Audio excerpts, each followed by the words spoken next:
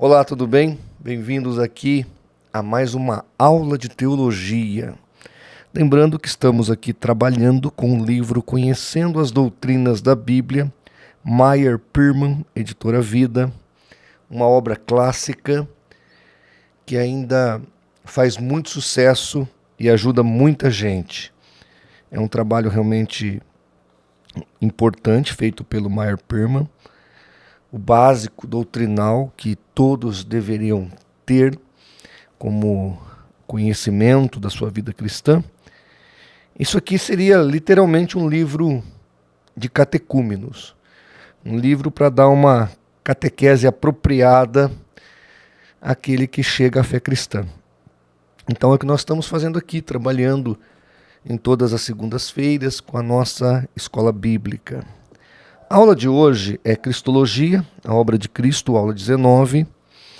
Nós vamos, paralelamente, indicar outro livro para você aprofundar a temática. Eu tenho o PDF dele, eu não sei se ainda edita, mas se editar também é da editora Vida, vale a pena você comprar. Em Defesa de Cristo, Lee Strobel. Este livro aqui o Lee Strobel vai dar argumentos fantásticos, profundos, efusivos sobre a historicidade de Cristo, sobre a ressurreição, a ascensão de Cristo. Então ele vai mostrar evidências fantásticas sobre os fatos a respeito da crucificação. Então, alguns argumentos, até o Meyer Pearman coloca isso aqui. Cristo não morreu, ele só desmaiou. Aí o Lee Strobel vai lá e entrevista um PhD em medicina forense, pega os documentos históricos que mostram a crucificação e ele prova, por A mais B, que seria impossível aquele Cristo combalido sair da sepultura sem ter morrido, sem ter acontecido um milagre, e ainda assim incitado uma turba a criar uma religião. Então ele vai mostrar tudo isso. É um livro fantástico que eu recomendo para você. A nossa aula de hoje vai abranger aqui no livro do Meyer Pearman, da página 115 até a página de número 120. Então são 5 páginas. É um curso que a gente faz com muita gratidão aqui para vocês. Então nós vamos toda segunda-feira, quantas aulas forem necessárias. O importante é que você adquira o conhecimento, é que você cresça na graça e se aprimore na teologia. Então, diz Meyer Pearman, a obra de Cristo, sua morte. Sua importância e significado, ou seja, a morte de Cristo, a importância dela e significado. O evento mais importante e a doutrina central do Novo Testamento resume-se nas seguintes palavras: Cristo morreu, o evento, por nossos pecados, a doutrina. Paulo fala em 1 Coríntios 15:3, porque primeiramente vos entreguei o que também recebi, que Cristo morreu por nossos pecados, segundo as Escrituras. Então, como é que acontece? Como é que a gente tem essa cosmovisão? Toda a doutrina do Velho Testamento, as profecias, apontavam para esse Messias. Eu vou ler apenas uma, tá? Porque não dá tempo aqui, a proposta que não seria essa, mas eu vou ler uma mostrando para você isso. E dentro dessa doutrina, há um evento, que é Cristo morrer, o Messias morrer pelos pecados da humanidade e resgatá-la. E a doutrina está lá, profetizada: maldito todo aquele que for pendurado no madeiro. Quando você pega o hecatombe da humanidade, lá em Gênesis capítulo 3, lá já prediz o evento da morte de Cristo. Em Apocalipse vai dizer que ele é o cordeiro morto desde a fundação do mundo. Por quê? Quando Deus dá a sentença, ele fala que aquele que nasceria da semente da mulher esmagaria a semente da serpente. Ou seja, o fruto do que produziu o diabo, que é a rebelião, seria esmagado por Jesus na cruz do Calvário. Ou seja, o pecado seria pago por Cristo. Através do quê? Do seu sacrifício. Como é que eu sei sobre isso? Porque lá no capítulo 3, acho que o versículo 21, ele vai dizer assim, que quando Adão e Eva estavam ali com as suas roupas de figueira ou de folhas, Deus a substituiu por uma pele, por uma roupa de pele. Pele de quem? Do cordeiro. Então ali estava a figura perfeita da obra que seria feita. O cordeiro seria executado, imolado, e o pecado da humanidade paga. Ali já estava o desenho do Evangelho. O Evangelho não está só nos 4 testamentos que nós temos na nova dispensação. Não, o Evangelho está lá de Gênesis a Apocalipse. O Evangelho está em toda a Bíblia. Ó, preste atenção. Em toda a Bíblia está o Evangelho. Aqui está o Evangelho. Não é só os 4. Porque todo o projeto, por exemplo, Paulo fala, a lei, o fim da lei é Cristo. Todos profetizaram até João Batista. Por quê? Porque a finalidade, o centro era a salvação da humanidade através de Cristo Jesus. Percebe a doutrina? E aí o Isaías 53, você pode ler depois lá, do verso 2 ao 6, vai explicitar sobre esse Messias, que ele iria vir, sofrer pelos nossos pecados, padecer pela humanidade e nos libertar. Olha lá, porque foi subindo como um renovo perante ele, e como diz, raiz de uma terra seca, não tinha parecer nem formosura, e olhando nós para ele, nenhuma beleza víamos, para que o desejássemos. Mas era desprezado, o mais indigno entre os homens, homem de dores, experimentado nos trabalhos, e como um de quem os homens escondiam o rosto. Era desprezado e não fizemos dele caso algum. Verdadeiramente ele tomou sobre si as nossas enfermidades, e as nossas dores levou sobre si. E nós o reputamos por aflito, ferido de Deus e oprimido. Mas ele foi ferido pelas nossas transgressões, moído pelas nossas iniquidades. O castigo que nos traz a paz estava sobre ele, e pelas suas pisaduras fomos sarados. Todos nós andávamos desgarrados como ovelhas, cada um se desviava pelo seu caminho, mas o Senhor fez cair sobre ele a iniquidade de todos nós. Como é que eu sei que esse texto está falando de Jesus? Quando você vai lá para o livro de Atos, capítulo 8, Filipe encontra o eunuco e chega ao carro para orientá-lo, ele estava lendo esse texto. E ali o eunuco pergunta para o Filipe, de quem está dizendo aqui o texto? É do próprio profeta ou de algum outro? E a Bíblia fala que Filipe, então, mostra Cristo no texto. E o eunuco, naquele dia, aquele homem de Candace, é batizado. Percebam a importância da morte de Jesus. Por isso que sempre o diabo vai retalhar com heresias. Então havia a seita dos docetas que queriam ensinar, e o pastor Áureo vai tratar isso na última aula de Cristologia, né? Que Jesus não veio em carne, que o verbo não se encarnou, aí é os gnósticos também. Por isso que João vai dizer, olha, aquele que nega que Jesus veio em carne é o anticristo, é o falso profeta. Porque a importância de Jesus vir em carne era indescritível. Sem o sacrifício de Jesus, não haveria redenção. Por isso a importância dele ter vindo em carne, o verbo ter se materializado, o verbo ter se tornado carne e o verbo ser sacrificado na cruz para a redenção dos nossos pecados. Aí depois, um outro evento muito importante, e aí vai entrar o Lee Strobel, você pode depois me pedir aí o PDF, ou melhor, tente ver se você acha o livro para adquirir, porque o livro é espetacular, gente. Uma das melhores obras que eu já li em toda a minha vida. Tem 400 páginas mais ou menos, mas você lê, assim, em uma semana você lê, de tão bem escrito, bem colocado que essa obra. O Lee Strobel é um jornalista, Ele vai escrever isso aqui para convencer a esposa a abandonar a igreja, porque ela tinha se convertido. E aí quem se converte é ele, né? Deus é maravilhoso. Muito bem, diz o Meyer Pirma, a ressurreição de Cristo é o grande milagre do cristianismo. Uma vez que é estabelecida a realidade desse evento, torna-se desnecessário procurar provar os demais milagres dos evangelhos. Ademais, é um milagre com o qual a fé cristã está em pé ou cai.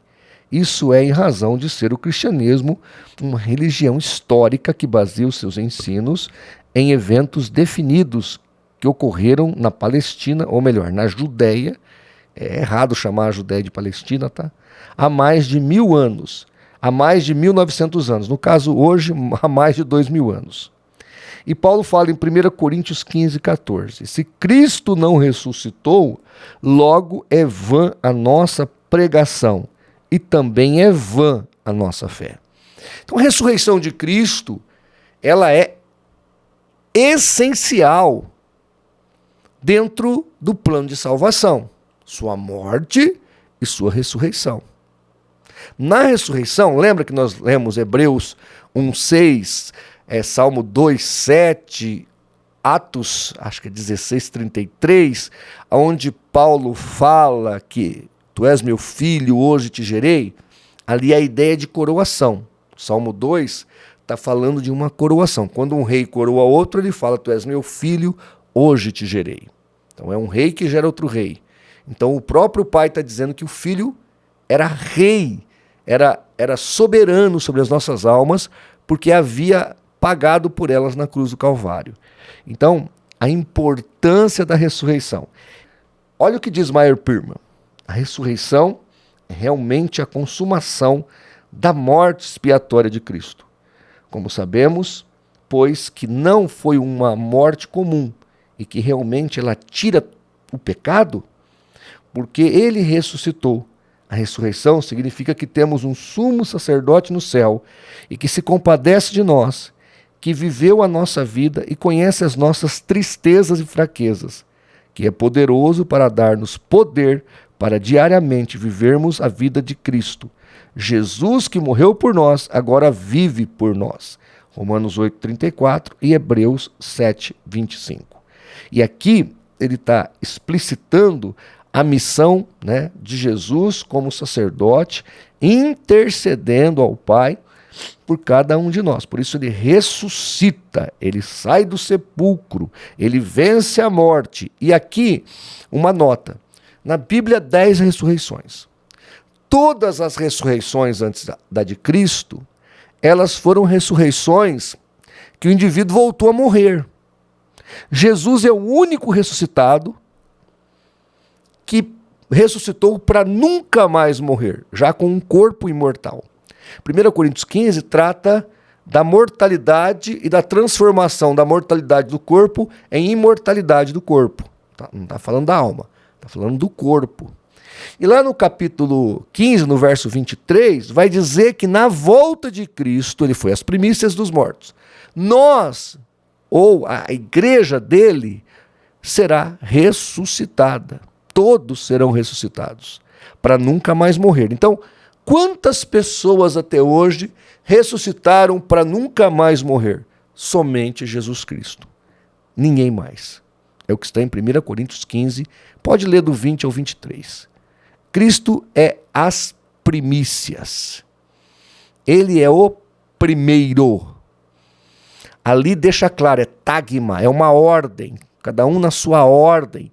O primeiro é Jesus, depois os que são dele.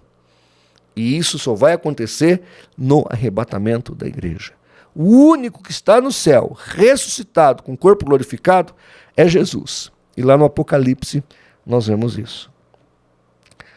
E aí depois nós temos os questionamentos a respeito da ressurreição. E agora eu não vou indicar para você um livro, eu vou te indicar um filme chamado Ressurreição, um filme espetacular, onde um soldado, um oficial de Roma, ele é chamado pelo Império, e isso é pautado em fatos reais, e ele vai atrás de achar o corpo de Cristo, porque ele queria acabar com a insurgência dos cristãos. Qual é a melhor coisa? Era achar o corpo, Falou, ó, tá aqui o corpo do Cristo de vocês. Fácil. E se tem uma coisa que os romanos entendiam, eram de mortes, eram de perícia, hoje a gente tem perícia criminal, né? Que é aquele oficial da Polícia Civil que faz autópsia, sabe tudo sobre corpo humano, como é que se mata, como é que o cara foi morto. Então, um oficial do exército romano que entendia de execução foi chamado no filme e ele vai procurar esse corpo. Ele já tinha as características, ele sabia, né, que jeito Jesus morreu, já tinha todas a ficha de Cristo. Ele foi atrás do corpo. E no filme é legal porque ele acaba se convertendo, né? Ele acaba acreditando na ressurreição porque não acha o corpo.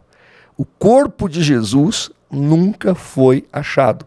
Até teve um tempo atrás, acho que é do cineasta Cameron, acho que é assim que pronuncia o nome dele, ele fez um filme sobre o suposto corpo de Cristo, que teriam achado um judeu crucificado, né? E aí ele queria argumentar que esse judeu poderia ser Jesus. Então, mas o fato é que, na época de Jesus mesmo, muitos queriam achar esse corpo, procuraram esse corpo e não acharam. Por quê? Porque o túmulo estava vazio, está vazio até hoje, porque ele ressuscitou, está na glória celestial, tá bom? Então assistam esse filme, eu acho que é um filme espetacular, vale muito a pena, você vai gostar demais desse filme. Dizem os céticos, os discípulos simplesmente experimentaram uma visão. Então perguntamos, diz Meyer Perman, como podiam centenas de pessoas ter a mesma visão e imaginar a um só tempo que realmente viam a Cristo? O que ele está dizendo aqui é que histeria coletiva é um negócio que não dá para acontecer. É assim muito fácil. Vamos dar um exemplo aqui de um trabalho social de histeria coletiva. Então você pega 20 pessoas, coloca dentro de uma casa tipo Big Brother, e aí você condiciona aquelas pessoas a terem uma histeria, uma visão. Ainda assim, se você fizer esse experimento social, você vai ter algumas pessoas até vendo de jeito diferente a mesma coisa, mas seria de jeito diferente. Agora, você fazer todos, sem exceção, verem a mesma coisa, e há centenas de pessoas que viram Jesus ressuscitados, aí seria muito complicado. Seria uma coisa fora do parâmetro das pesquisas psiquiátricas. Para você ter uma histeria coletiva singular, seria algo inédito, porque até hoje nós não temos esse evento científico acontecido. Podemos, como eu falei, fazer um experimento social, aliás, um experimento científico da psique humana, podemos induzir pessoas a pensarem a mesma coisa e ver a mesma coisa, mas a cosmovisão do que é visto seria diferente um do outro. Não é o caso da ressurreição de Cristo. Um outro argumento é que ele havia desmaiado. Ele desmaiou. Logo, não foi uma ressurreição real. Quando você assiste o filme do Mel Gibson, eu recomendo que você assista o filme do Mel Gibson sobre a crucificação, e para mim, pelo que eu pesquisei, chega muito próximo da realidade, dos fatos, aquele evento, aquela história que ele conta no filme, porque todo aquele sofrimento infligido a Cristo é realmente registrado nas Escrituras, também na história. Então o Mel Gibson chegou muito perto do que realmente aconteceu. Logo, se Jesus não tivesse morrido e ele saísse da cruz, ele estaria muito, muito combalido, ele estaria muito ferido, muito machucado para liderar uma revolução. Seria praticamente impossível. E aqui o Lee Strobel explora isso muito adequadamente. Tá certo? A outra coisa que o Lee Strobel coloca aqui, até o Meyer Perman não explora, se você fosse inventar uma história mirabolante desse nível, você não iria usar mulheres como as primeiras testemunhas, porque as primeiras testemunhas que viram o Jesus ressurreto foram as mulheres. E naquele tempo, se você quisesse desacreditar uma história, você falava, foram as mulheres que disseram, pronto. É tipo você falar, olha, isso é uma mentira. Era mais ou menos assim que funcionava a mentalidade da época. Então, não seria adequado falar que as mulheres viram Jesus primeiro. Alguém escreveria, não, foram os apóstolos, foram os discípulos, foram tantos homens. O certo seria falar, foram 12 homens. Aí você realmente deu peso para aquela descoberta. 12 pessoas viram, então homens ainda, agora foram 2 mulheres. Uma ainda mal falada. É óbvio que isso aí desacreditaria o fato, se é que você está inventando uma história. E mais, o Lee Strobel comenta isso. Você morreria por uma mentira? Centenas morreriam por uma mentira? Aliás, as pessoas mais próximas de Cristo que viram, essas 500 que estavam lá mais de 500 que estavam em 1 Coríntios 15, mais os seus discípulos e apóstolos, todos eles foram executados pelo império, foram martirizados. Você acha que diante da aflição, do sofrimento, os caras, se fosse uma mentira, eles não confessariam? Se até verdades o indivíduo nega diante da tortura, quanto mais uma mentira. Mas ninguém negou nada, viu, gente? Foram fiéis ali ao chamado. Espetacular isso, né? Diz ainda Meyer Pirma, o significado da ressurreição. Ela significa que Jesus é tudo quanto ele afirmou ser. Filho de Deus, Salvador, Senhor. Ou seja, o próprio Deus encarnado, porque só Yahvé poderia ser o Salvador, o que está em Isaías. Só Yahvé é o Salvador. Por isso que Jesus tem que ser a segunda pessoa da divindade, senão não há redenção. A resposta do mundo às reivindicações de Jesus foi a cruz. A resposta de Deus, entretanto, foi a ressurreição. A ressurreição significa que a morte expiatória de Cristo foi uma divina realidade e que o homem pode encontrar o perdão dos seus pecados e assim ter paz com Deus. Romanos 4:25.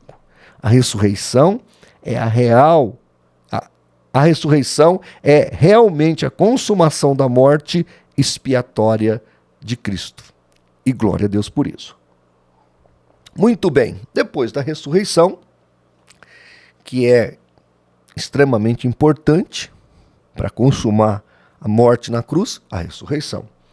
Nós temos a ascensão de Jesus. Diz Meyer Pirma, Cristo ascendeu a um lugar de autoridade sobre todas as Escrituras. Ele é o cabeça de todo varão, 1 Coríntios 11:3, a cabeça de todo principado e potestade, Colossenses 2:10. Todas as autoridades do mundo invisível, tanto como as do mundo dos homens, estão sob o seu domínio. 1 de Pedro 3:22, Romanos 14:9, Filipenses 2:10 e 11. Ele possui essa sabedoria universal para ser exercida. Vamos lá de novo, que aqui eu li errado, né? Ele possui essa soberania universal para ser exercida para o bem da igreja, o qual é seu corpo. Deus sujeitou todas as coisas a seus pés e sobre todas as coisas o constituiu como cabeça da igreja. Então aqui ele foi assunto aos céus para ser colocado como soberano sobre a igreja. Cristo intercessor, em virtude de ter assumido a nossa natureza e ter morrido por nossos pecados, Jesus é o mediador entre Deus e os homens. 1 Timóteo 2:5. Nós não precisamos de nenhum outro intercessor. Esse Cristo que morreu, ressuscitou e ascendeu aos céus é o nosso intercessor entre Deus e os homens. Mas o mediador é também o intercessor, e a intercessão é mais do que mediação. O mediador pode ajudar as duas partes e depois deixá-las a si mesmas para que resolvam suas dificuldades. Porém, um intercessor diz alguma coisa a favor da pessoa pela qual se interessa. A intercessão é um ministério importante de Cristo, do Cristo glorificado. Romanos 8:34. Por isso que lá em João, 1 João, vai falar que Jesus também é o nosso advogado, no capítulo 1 e no capítulo 2. Final do capítulo 1 e começo do versículo do capítulo 2, 2:1. Então, João vai deixar claro que Jesus é o nosso advogado. Ele não é só um mediador, ele é um intercessor. Ele está diante de Deus dizendo, Pai, olha, eu morri por ele. Ele está justificado, ele não te deve mais nada. É uma afirmação que esse intercessor faz por cada um de nós. Cristo onipresente. Enquanto estava na cruz, Cristo necessariamente limitava-se a estar em um lugar de cada vez e não podia estar em contato com todos os seus discípulos ao mesmo tempo. Mas ao ascender ao lugar de onde procedera a força motriz do universo, foi-lhe possível enviar seu poder e sua responsabilidade divina em todo o tempo, a todo lugar e a todos os seus discípulos. A ascensão ao trono de Deus deu-lhe não somente onipotência, Mateus 28:18, mas também onipresença, cumprindo-se assim a promessa, porque onde estiver 2 ou 3 reunidos em meu nome, aí estou no meio deles. Mateus 18:20.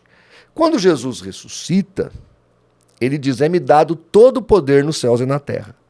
Como ele fala na oração sacerdotal, lá em João 17, para que o Pai o glorificasse com aquela glória que ele tinha antes de vir à terra. Então, lembra que nós estudamos sobre a natureza pré-lapsariana de Jesus? Ou seja, ele tinha um corpo adâmico do homem, mas sem queda. Então ele estava aqui limitado a esse corpo humano. Esse corpo humano, ele não tinha acesso, resignou ele do seu poder. Para ele ter poder, ele tinha que orar, ele tinha que interceder, ele dependia do Espírito Santo. Ele era divino, mas a glória e o poder que nós ficou, ele esvaziou-se, ficou na glória, nos céus. E ele não deixou de ser divino, mas agora estava resignado. Quando ele ressuscita, toda essa limitação é rompida. E agora ele tem o poder da divindade, como ele sempre foi, o eterno. E aí Jesus então pode dizer: é-me dado todo o poder nos céus e na terra. Conclui Meyer Perman: a fé no Cristo glorificado inspirará um profundo sentimento de responsabilidade pessoal. A crença no Cristo glorificado leva consigo o conhecimento de que naquele dia teremos que prestar contas a Ele. O sentido de responsabilidade a um mestre no céu atua como freio contra o pecado e serve de incentivo para a retidão. E se eu for vos preparar lugar, virei outra vez. João 14:3. Tá bom? Então, aqui nós vemos a obra de Cristo e a vitória que ele nos deu na cruz do Calvário. Jesus, ele fez por nós algo que só Deus poderia fazer. É por isso que ele é tudo para nós. É por isso que ele é a pedra fundamental, é a pedra de esquina da igreja. Aquele que segura tudo, aquele que edifica tudo, aquele que nele permanece a igreja gloriosa, triunfante, até o arrebatamento e para toda a eternidade. Porque ele é o mesmo de ontem, hoje e eternamente. É isso aí. Fico contente que você esteve comigo até aqui. Se Deus assim preparar, estaremos de volta na próxima aula.